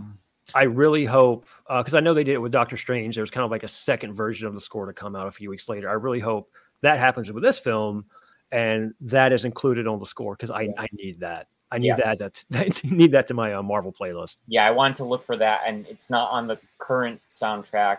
But also, as far as I'm aware, the one that Giacchino did that debuted with the first Doctor Strange, when the one that's our quote-unquote current one, that's never been released officially either. So I'm like, I hope they do release these, because I want to put it on my Spotify playlist. But I just want to echo, talk to what Jim said. I don't think I would put it better than the Guardians needle drops, only because it was mostly all Guns N' Roses, you know, and for Guardians, I like that there's like pretty much a variety, you know. I'm not discounting how good all these songs were. It's just, I feel with the Guardians, you get a more variety of like, oh, I don't know the song or whatever, you know. But I think our friend David had mentioned, and I sort of agreed to, when they did Welcome to the Jungle with the Guardians, that thing like Thunderstruck by AC/DC probably would have been a better drop there. But I understand why it was Guns N' Roses, because Taika loves Guns N' Roses, and that's pretty much everything else. But yeah, and AC/DC has kind of been established as Tony's thing in the MCU at least. But I think Thunderstruck probably, I feel like somebody's probably, when it becomes available on digital or Disney Plus, will maybe rescore it, and we might be able to tell the difference. But I like the Enya song at the beginning with the that's right. That was a fun one, because you just get into it and you just have this like nice flowy Enya song with him talking about that. But yeah, I agree. All the needle drops are really great. And I can't leave out Mary J. Blige and Sierra. Yes. As little as they've got of them, I can't leave them out, because those are great too. Yeah. And well, I had commented earlier when Sarah was on about the boombox. Yeah, like having Valkyrie just hold it up, and it's like Jane's like, it's a hand grenade. She's like, nope, it's a boombox. And just play that. And Brian, you said that their like head nods together was a really good moment. Yeah, Natalie Portman with the total white girl dance moves. It worked out. It worked out perfect. Alex, what say you on the music? One thing I did like the Taika changed compared to Ragnarok. The only thing I wish is when we got what's the Immigrant Song in Ragnarok, they played it actually at the front end of the movie and the back end. I'm actually glad that they switched up the music and we didn't get Sweet Child of Mine every time or Welcome to the Jungle or something like that. I was glad they mixed it up a little bit. But Alex, before we talk about the post-credit scenes and get out of here, anything on the music from you? Yeah, I unfortunately do not share the same opinion as Jim. I like Guns N' Roses. I'm not a huge Guns N' Roses fan. I thought it was very repetitive to hear the same sort of, like, the first time I watched it, I couldn't tell which one was which. I was like, oh, it's another Guns N' Roses song. But then the second time I watched it, I was like, okay, they're all different. And Sweet Child of Mine ties in with Love, like you said, Paradise City for New Asgard. All of that worked. But in terms of, like you said, variety from Guardians or I'm obsessed with Led Zeppelin, so that's probably why. Like, Immigrant Song worked great. I thought Thunderstruck would have been great in Ragnarok too. But yeah, Ornico Flow was fantastic, as was Sierra and Mary J. Blige. So like, I like those songs more than the Guns N' Roses. It just felt like they were playing the same one over and over. But I'm a big Dio fan, so like seeing same as you. When Rainbow in the Dark came out, I freaked. I was like, no way, they picked the Dio song. So like, I was more excited about those ones than the Guns N' Roses one, especially because I think they played one of them twice. And I was like, why are they playing? Like, there are better songs they could have played for like a badass fight scene. But again, for the aesthetic of the movie, I think it worked. Because like you said, that's the perfect 80s hardcore hair metal band for that time period. So that's fine. If anybody knows how to do this whole overlay of the song, I would just like to simply request the Peacemaker theme song over one of these fights. So I'm going to split them up just a little bit. We're running a little bit long. So Jim, I'm going to give you the chance to talk about Hercules. And then Kevin, I'll give you the chance to talk about Valhalla, and you can obviously comment just a little bit on the other. But Jim, Hercules is here, and he's portrayed by none other than your #1 cast for Wolverine in Brett Goldstein, aka Roy Kent from Ted Lasso. As bummed as I am that he won't be Wolverine, I'm extremely excited to see him in the MCU. And considering it is a classic character, I don't know much about Hercules from the comics, to be completely honest with you. But I definitely, just based on his voice and the very kind of grumbleness that in the 3 words we heard from him, I hope he will be, this won't be a one and done. I hope he'll actually get some long lasting moments from him, or at least long lasting movies from him. I'm so happy to have Brett Goldstein in the MCU. I actually raised my arms in victory when I saw him. I don't think anyone else did, but I'm like, I don't care. I'm so happy right now. Alex, can you give us a 30,000-foot view of Hercules in the comics? Yeah, awesome character. He does a lot of stuff with Thor. He's also very involved with the Hulk as well. But also he does a lot of stuff with Amadeus Cho too, who we've seen his mother. But he has a lot of big moments. He's obviously a hero. I'm sure in the beginning that I don't know of that he wasn't, but this is the perfect through line for it though, because both of them have pretty crappy dads, him and Thor. And so I think it's going to be a very easy instance of him going to enact his rage and then being like, oh, we're kind of similar. And then they become BFFs. Which would be awesome. He's also LGBTQ. I think he's bi in the comics too, because I think most of the gods are in the comics because they're like, kind of like Loki, right? Where they're like, it doesn't matter. So it'll be interesting to see that as well. I think Brett Goldstein is absolutely perfect. Knowing what I know from the comics, he is the perfect choice for him because he'll be able to capture the anger that Hercules has, but also that soft side of him as well. So can I expect Hercules to be a comic version of Roy Kent? Honestly, you probably could. I think so. I think he played that way. But that doesn't help with your CGI comment earlier, is that they're just going to reuse footage from Ted Lasso. I don't They're just going to put the headgear on him. Yeah, I need that sense of humor in Hercules just fixing his knee and just growling at children. Kevin, any quick comments on Roy Kent, and then we could talk about Valhalla and we'll get out of here. Yeah, I also, like Jim, I was super thrilled when I saw that. I knew going in that one of the scenes probably did introduce Hercules. I didn't know who the casting was. So when I saw it, that was a complete shock to me. And I was so thrilled to see that. And I, like Alex said, I think he's going to be a perfect one. Adding on to what Alex said for the comics history, Hercules in the comics does have an occasional fling here and there with She-Hulk. And that's our next Disney Plus series coming out. So I don't expect us to see him in there, but I do feel it could. but yeah, I'm trying not to give you any hope, Brian. But I mean, if anything, I think I think they do have an established relationship here and there. So I think in the series, if they aren't setting him up to be I mean, we saw from the first trailer, sorry to tangent onto She-Hulk, we saw the for like dating and whatever, you know. So I think it would be more of a after this appearance, you might see them, they'll appear together and then start maybe some flirting and stuff like that. But if he does appear in She-Hulk, don't be surprised because they do have comic history to do that. Jane wakes up in Valhalla, unfortunately, and I think it was you, Kevin. Unfortunately, we did not see Lady Sif's arm anywhere in Valhalla. That would have been absolutely hilarious. Callback to the beginning of the film. Yes. But Jane looks as good as she has looked the entire film, except for when she was the mighty Thor. But the way they were able to do the makeup and everything of Jane with cancer and how much more healthy she looked when she got to Valhalla and she was met by Heimdall. Kevin, what did this make you? Did this give you any feelings at all? To be honest, on initial viewing, I was slightly underwhelmed by this because I guess in some of the early reactions, I guess I had seen some that people were like, oh, the end credits are like mind blowing, you know? So like obviously the Hercules casting was, but I expected like both of them to be. And to me, I was like slightly underwhelmed by like the content of like what it was teasing. But once I got past this, yes, it was a really great scene to see Jane up there. One, getting Heimdall back, that's great because like you were saying, I think earlier in the show, or at least we've said offline, that he has the closest connection to Jane from that we've established in the MCU. Like he likes her, she likes him, you know, so having him greet her was a really touching moment, you know, and is like welcoming her into Valhalla. And then, yeah, once that kind of settled down and like, okay, she's there. I know between our group and I know online, I've been kind of seeing it split of people are like, okay, because in the comics, Jane goes there temporarily, then she comes back as a Valkyrie, and that's kind of where she's at in current comics today.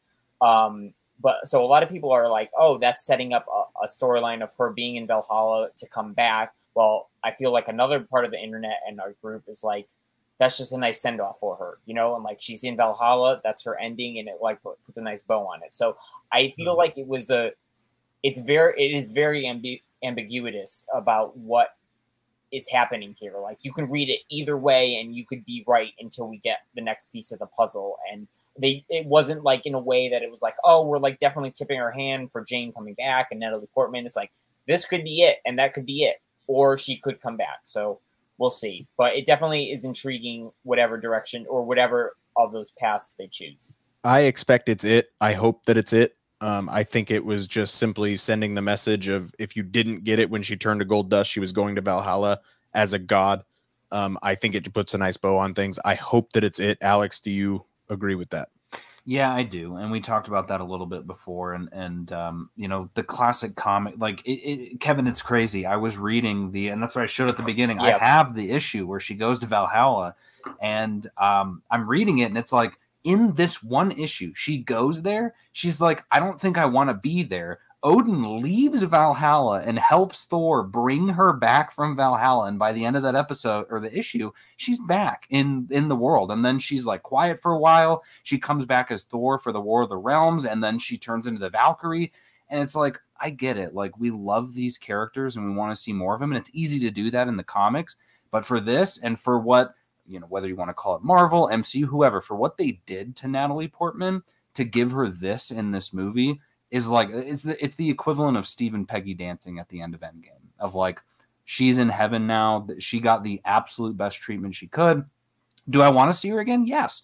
But I don't see it happening because it's Natalie Portman. She's got other things going on. So I'm totally happy with it as is.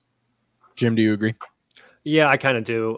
You know, on one hand, you're right. This is a good way to send her off. And also, it's cool to see Heimdall again. Yeah. But I also I'd be okay with, like the storyline you described with Valkyrie. I'd be okay with seeing that. But it's just a matter of in what context and how it's done and all that. I mean, because when I first left, I was like, oh, because I thought with Infinity War, I was like, oh, well, I'll never see Idris Elba again. And then cut to, boom, there he is. So a part of me is like, yeah, I get what they did and, nice little send off. But also the other brain's like, it'd be cool to see Rene Russo again. Yep. Yeah. Well, and is Loki in Valhalla? Which Loki's in Valhalla? I mean, Prime Loki. Yeah. So yeah, I mean, who knows? But I kind of echo y'all's sentiments. I'm good for either one, honestly. Fair enough. Kevin, Jim, thank you so much for joining us. Thanks. No problem, guys. See you. Alex, one last piece of information I want to touch on is right at the end of the film before we get out of here. I don't think we made it clear enough. I'd like to make it a little bit more clear on what kind of uncharted territory we're in. The character of Love is not in the comic books to this level. So we are at an unprecedented spot in the MCU to an extent. We've obviously deviated from the comics, but we've got a whole new character we've never really known what to do. Like, does that excite you? Yes. Okay. Yeah, very much so. And I think the thing I'm not seeing, I think we'll hear a lot more about this at Comic-Con, not about Love, but just the idea of what's next, because we've been in this weird murk right now. And you got to think of it as like, whether it's Taika or whoever, there's going to be one more Thor movie at least, which would be the end of this trilogy. And I look at it as when I was watching the Doctor Strange assembled, same thing there. There's still a Doctor Strange third movie of that trilogy too. But no one's talking about that. So it'll be interesting to see what breadcrumbs or things they drop to show you like, oh, maybe that's where they'll go with Thor. Because really, they don't give you a lot of hints as to where it is. Like, obviously, he's raising her. But like, what does that mean for his arc of those 3 movies of him figuring out who he is? Where does that bring him in this next movie? And I'm really excited to see where that goes. Awesome. Well, thank you so much for joining us tonight. If you can't get enough of Thor Love and Thunder talk, go to wherever you download your podcast, find Comics and Cinema. You can listen to Alex and Anthony talk all about this film. We will be back talking about it again in the very, very near future. Tomorrow on Earth's Mightiest Weirdos, we have Miss Marvel episodes 4 and 5. Next Monday on Earth's Mightiest Weirdos, we will be talking the finale of Miss Marvel. I can't believe we're already there. I know. And then the following Monday, July 25th, I was having a discussion with the guys over at Babu's Frickin' Podcast, and I'm going to extend an invite on air to Alex right now. If he'd like to be a part of that conversation, if he's available, we're going to talk about the state of the MCU currently, Marvel fatigue, all that kind of stuff. So Alex, if you're available that night, I'd love to have you on with the guys from Babu's Frickin' Podcast. But that's kind of where we're at with Earth's Mightiest Weirdos for the rest of July. Alex, anything you need to plug? Not currently. I would, if I'm able, I'd love to join. That might be the Monday after Comic-Con. So we'll probably have some interesting things to go about. I know Comics and Cinema wise, I think the next one we're going to be doing, we got Thor coming out this week. Following week, if I can catch it, we're going to be doing Where the Crawdads Sing, which I'm really looking forward to. But we may end up having to do like a special episode or something on, depending on what happens with Comic-Con. I think there's going to be a lot that comes out of it, and that's going to be really exciting. Part of the reason for the timing of that State of the MCU is it's right after Comic-Con. Then yeah, I'll definitely want to come to that. Kind of know where we're headed. So that's all going to be a part of it. But thank you so much for joining us here on Earth's Mightiest Weirdos. Check us out, Nerd Life Network. We've got all kinds of things going on. Again, talking Miss Marvel again tomorrow night. But until next time, there's not a really good sign off. So I'll just go with For the Children. For the Children. Earth's Mightiest Weirdos is brought to you by Pinch of Pixie Dust Travel. People who love travel understand that life isn't about the breaths you take, it's about the moments that take your breath away. That's why we help coordinate the most magical adventures for you and your family. Disney, Universal, Sandals, Norwegian, Carnival, and more, we are a full-service concierge travel agency that will help with every aspect of your journey. Let us take care of the details while you enjoy your family. Get a quote today by calling us at 570-832-7798 or fill out a trip request form at pinchofpixiedusttravel.com. Just follow the second star to the right straight on to your adventure. That's pinchofpixiedusttravel.com, where you're making memories one trip at a time.